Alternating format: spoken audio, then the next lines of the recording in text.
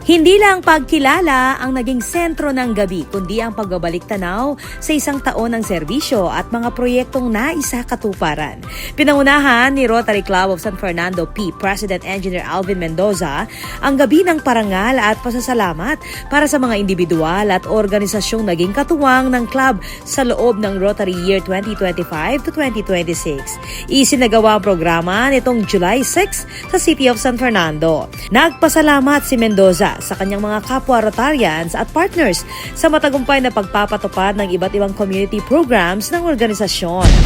I'm very thankful. Kaya naman nakamit namin itong mga awards na to, not because of me, but because of the club members, of course. Kasi laging support ng mga members. Kaya na-achieve natin ang mga awards na yan. Sabi ko nga,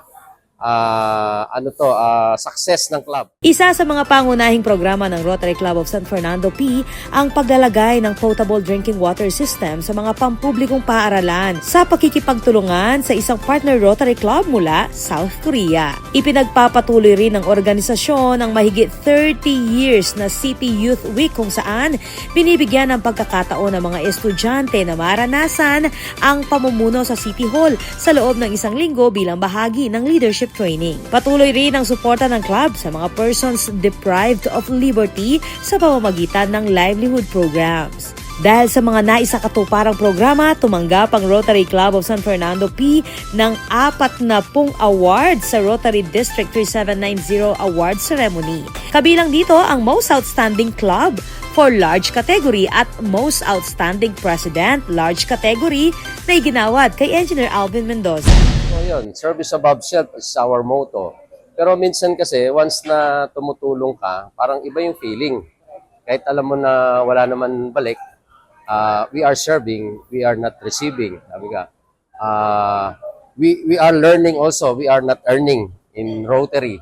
Kaya yun ang maganda, after na nakatulong ka sa community, especially yung mga nangangailangan, no? Iba yung feeling mo eh. Parang masaya. Katulad nito, naka-receive tayo ng mga awards from the District 3790. Yan na maraming mga kategory yan, criteria. Hindi siya ganun kadali na masasabi ko. Dapat mayroon kaming 7 areas of focus na iba yan. Mayroon kaming award bawat isang areas of focus. Kaya yan na-achieve namin, sabi ko nga kanina, because of the support of our members.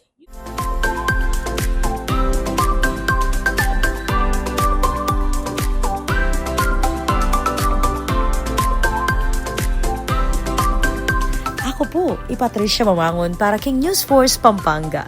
Balitang tutuking Balen, Susuyo.